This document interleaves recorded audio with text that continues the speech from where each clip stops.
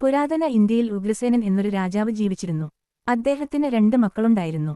കംസ രാജകുമാരനും ദേവകി രാജകുമാരിയും. കംസൻ ഒരു ദുഷ്ടനായിരുന്നു. കംസൻ വളർന്നപ്പോൾ സ്വന്തം പിതാവിനെ തടവിലാക്കി സ്വയം രാജാവായി കിരീടധാരണം ചെയ്തു. താമസിയാതെ അദ്ദേഹത്തിന്റെ സഹോദരി ദേവകി രാജാവായ വസുദേവനെ വിവാഹം കഴിച്ചു. വിവാഹത്തിന് തൊട്ടുപിന്നാലെ കംസൻ ആകാശത്തുനിന്ന് ഒരു ദിവ്യ മുന്നറിയിപ്പ് കേട്ടു. അല്ലയോ രാജാവേ, നിങ്ങളുടെ സഹോദരിയുടെ 8ാമത്തെ മകൻ വളർന്ന് നിങ്ങളെ കൊല്ലും. ഇത് കേട്ടപ്പോൾ കംസൻ ഭയന്നു. സ്വന്തം സഹോദരി ദേവകിയെയും ഭർത്താവായ വസുദേവനെയും ഉടൻ തന്നെ തടവിലാക്കി. വർഷങ്ങൾ കടന്നുപോയി. ദേവകി തടവറയിൽ വച്ച് ഓരോ തവണയും ഒരു കുഞ്ഞിനെ ജന്മം നൽകുമ്പോൾ കംസൻ എത്തി സ്വന്തം കൈകളാൽ കുഞ്ഞിനെ കൊന്നുകളഞ്ഞുകൊണ്ടിരുന്നു. ദേവകി 8ാം തവണയും ഗർഭിണിയായപ്പോൾ വസുദേവന്റെ സുഹൃത്തായ നന്ദ രാജാവിന്റെ ഭാര്യ യശോദയും ഗർഭിണിയായിരുന്നു. 8ാമത്തെ കുട്ടിയായ ശ്രീകൃഷ്ണൻ. രാജ്ഞി ദേവകിക്ക് ചിങ്ങമാസത്തിലെ കറുത്ത പക്ഷത്തിലെ 8ാം ദിവസമായ അഷ്ടമി രോഹിണി നാളിൽ അർദ്ധരാത്രിയിൽ ജയിലിൽ ജനിച്ചു.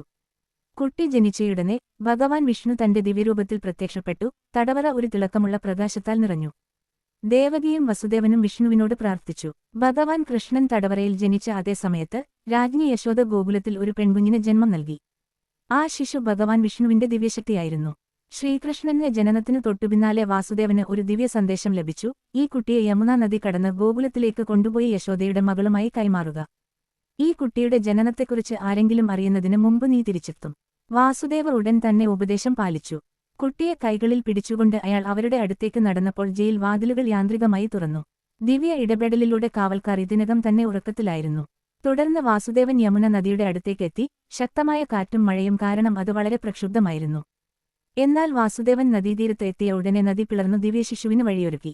വാസുദേവൻ സുരക്ഷിതമായി നദിയുടെ എതിർക്കരയിൽ എത്തിയപ്പോൾ ഗോകുലത്തിലെ എല്ലാ ആളുകളും ഗാഠനിദ്രയിലാണെന്ന് കണ്ടെത്തി.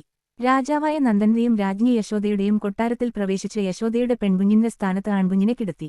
തുടർന്ന് വാസുദേവൻ പെൺകുഞ്ഞിനെ കൈകളിൽ എടുത്തുകൊണ്ട് ജയിലിലേക്ക് മടങ്ങി. വസുദേവൻ പെൺകുട്ടിയെ ദേവകിയുടെ അരികിൽ കിടത്തിയ ഉടനെ ജയിൽ വാതിലുകൾ യാന്ത്രികമായി അടഞ്ഞു.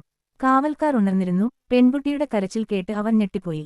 കാവൽക്കാർ ഓടിച്ചെന്ന് കംസന്റെ അടുത്തേക്ക് പോയി 8ാമത്തെ കുഞ്ഞിന്റെ ജനനം അറിയിച്ചു. ദിവ്യ മുന്നറിയിപ്പിന്റെ ഓർമ്മ മനസ്സിൽ പുതുമയോടെ നിറഞ്ഞു നിന്നതോടെ കംസൻ കുട്ടിയെ വധിക്കാൻ ജയിലിലേക്ക് പാഞ്ഞു.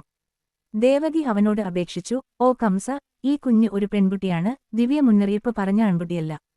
ഈ കുട്ടിക്ക് നിന്നെ എങ്ങനെ ഉപദ്രവിക്കാൻ കഴിയും? എന്നാൽ കംസൻ അവളെ അവഗണിച്ചു. കുട്ടിയെ അവളുടെ മടിയിൽ നിന്ന് തട്ടിയെടുത്ത് ജയിൽ മതിലിന് നേരെ എറിഞ്ഞു. ആ കുട്ടി താഴെ വീണില്ല. പകരം അവൾ പറന്നുയർന്ന് ആകാശത്ത് 8 കൈകളുള്ള ഒരു ദേവതയായി പ്രത്യക്ഷപ്പെട്ടു. ഓരോ കൈയിലും ഓരോ ആയുധം വഹിച്ചു.